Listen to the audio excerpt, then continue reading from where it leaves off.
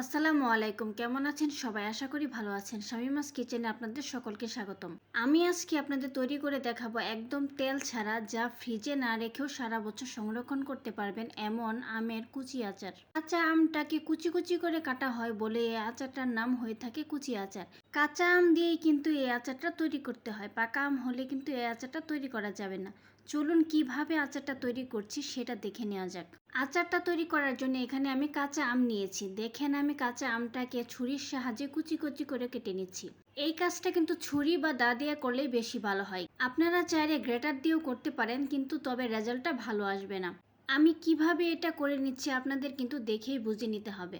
আমটা আমার কুচি করা হয়ে গেছে। এখন ছুরির সাহায্যে আমি এটা চারপাশ থেকে ছাড়িয়ে নিব। এইভাবে করে আমি সবগুলো আমকে কুচি কুচি করে কেটে নিব। সবগুলো আম আমার কুচি করে কাটা হয়ে গেছে। এইখানে আমি 1 কেজির মতো কাঁচা আম নিয়েছি। আচারটা তৈরি করার জন্য এখানে আমি একটা স্পেশাল মশলা তৈরি করে নিব। এজন্য আমি কিছু মশলা এখানে নিয়েছি।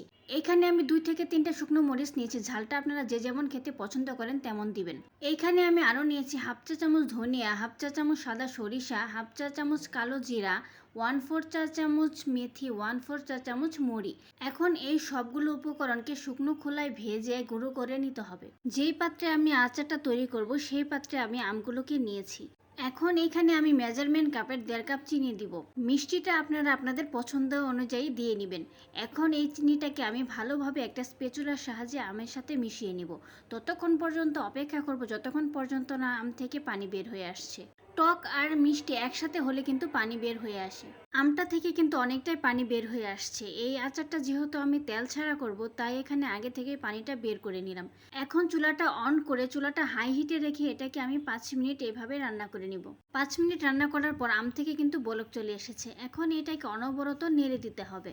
ভালোভাবে নাড়তে হবে যেন নিচে লেগে না যায়। ভালোভাবে পুরো আমটাতে বলক চলে আসলে চুলাটা আমি মিডিয়ামে রেখে দিব। এখন মিডিয়াম আঁচে আমি আস্তে আস্তে করে নেড়েচেড়ে আচারটা তৈরি করে নিব। কিছুক্ষণ সময় রান্না করার পর আচারটা থেকে যখন পানিটা কমে আসবে তখন এখানে আমি স্বাদ মতো লবণ অ্যাড করব। লবণটা দিলে মিষ্টির ব্যালেন্সটা ঠিক থাকে। এখন এখানে আমি 1/4 চা চামচ হলুদ অ্যাড করব এবং 1/4 চা চামচ মরিচের গুঁড়া অ্যাড করব।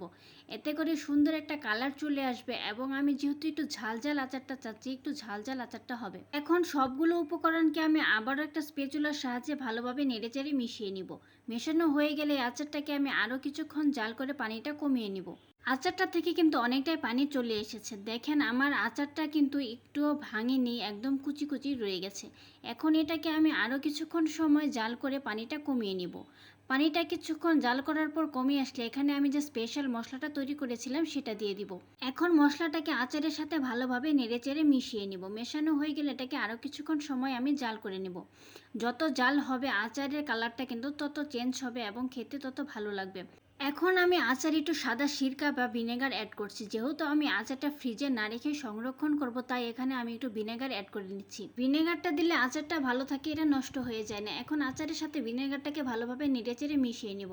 আচারের টেস্টটাকে দ্বিগুণ করার জন্য এখানে আমি সামান্য পরিমাণ বিট লবণ অ্যাড করছি। বিট লবণটা অপশনাল, এটা চাইলে আপনারা দিতে পারেন, না দিতে চাইলে স্কিপ করতে পারেন, তবে বিট লবণটা দিলে ভালো একটা টেস্ট আসে। বিট লবণটা দেওয়া হয়ে গেলে আমি বিট লবণটাকে আচারের সাথে ভালোভাবে নেড়েচেড়ে মিশিয়ে নিব।